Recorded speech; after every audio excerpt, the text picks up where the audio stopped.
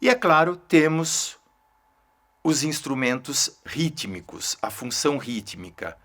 Ora, é estranho a gente tentar organizar os instrumentos nessas formações, porque, na verdade, quando a gente fala em ritmo, a gente já pensa em tambores, em instrumentos de pele. Mas, quando você pega a família das cordas e cria com ela um jogo rítmico, o instrumento de corda, ele está sendo, segundo a sua função, não mais um instrumento de corda, mas um instrumento de percussão.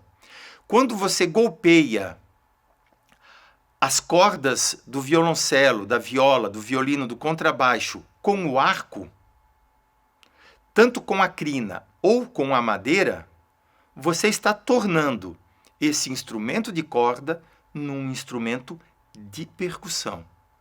Ah, mas ele continua de corda. Sim. E aí nós vamos dar uma característica percussiva a esse instrumento. Significa, entender e conhecer um instrumento não significa apenas fazer o estudo da sua natureza de produção sonora, sopro, corda ou percussão de pele, mas em como extrair de cada família características melódicas, características harmônicas e características percussivas. Muitos bateristas falam em transformar a bateria em instrumento melódico, até porque a bateria, por exemplo, já é um instrumento harmônico. São afinações diferentes e isso gera, sim, uma relação harmônica entre as peças de uma bateria. Outra forma de olharmos os instrumentos é a partir da maneira, da textura, a partir da perspectiva com que o arranjo é produzido. Quando você coloca um contrabaixo para fazer um ostinato, a repetição de uma ideia, ou o oposto, uma única nota, um pedal, você está colocando esse instrumento para um plano de fundo. Quando você coloca um outro instrumento que tenha uma função de trazer elementos harmônicos ao arranjo, à música, você está tirando essa sonoridade do plano de fundo e colocando num plano do meio. Por quê? Aqui entra, talvez, aquilo que nós discutimos na questão da harmonia. A harmonia, ela tem como princípio não somente a sua sistematização funcional e estrutural, mas a ideia de que a harmonia segue uma melodia, que é o princípio da homofonia, aonde nós temos uma melodia principal e acompanhamentos rítmicos e harmônicos.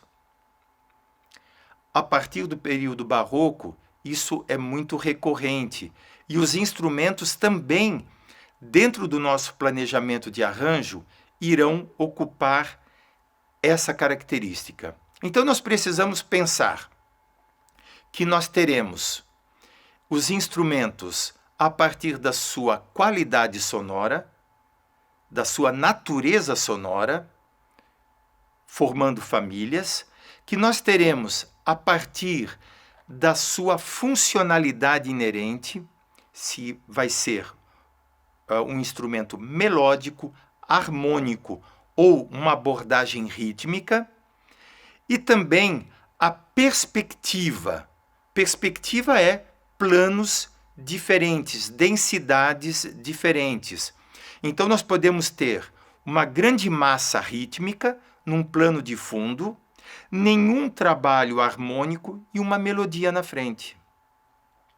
Podemos ter pouco elemento rítmico no fundo, muita densidade harmônica Isso é muito característico do período barroco, por exemplo, e uma melodia em destaque.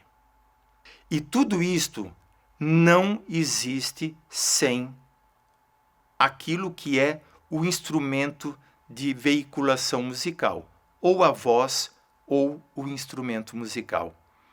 Então, convido a todos, convido a você a realmente se debruçar sobre o estudo de cada instrumento que você pretende utilizar.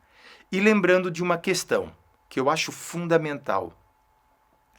Cada instrumento possui características próprias dentro da sua extensão. Uma flauta não é um instrumento grave, a não ser que você toque flauta contrabaixo. Porém, a flauta tradicional que nós conhecemos, a flauta transversal, ela é um instrumento soprano, é um instrumento agudo. Sendo que na sua primeira oitava, na sua primeira décima, ela tem uma característica sonora muito peculiar. Na sua próxima oitava, um equilíbrio sonoro mais consistente. Na primeira oitava, muito ar vibrando e criando exatamente uma sonoridade mais aveludada, uma sonoridade muito mais soprada. Na segunda oitava, um equilíbrio entre esses dois elementos, uma sonoridade consistente. Na terceira e regiões agudíssimas da flauta, nós teremos exatamente uma sonoridade estridente por causa da diminuição do tubo do instrumento. Sendo assim, cada instrumento terá as suas características nas suas regiões sonoras.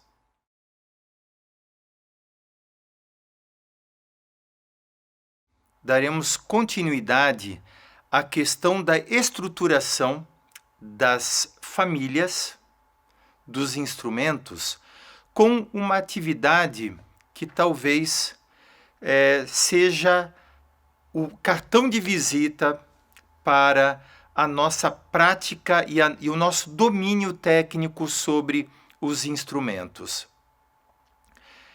Nós iremos organizar neste encontro algumas atividades que a gente chama de transcrição. Nós iremos transformar corais, harmonizações a 4 vozes de Johann Sebastian Bach em transcrições instrumentais. Claro que eu não disponho dos instrumentos acústicos para exemplificar isto, por isso utilizarei um banco de samplers para poder tentar ilustrar essa atividade. É muito interessante porque, se nós olharmos toda a história da orquestração moderna, desde o período barroco até o momento de agora, nós ainda continuamos com o princípio harmônico de soprano, contralto, tenor e baixo. Ainda organizamos as nossas famílias instrumentais a partir desse conceito, que é um conceito harmônico tonal, que foi estruturado e solidificado na pessoa de Johann Sebastian Bach.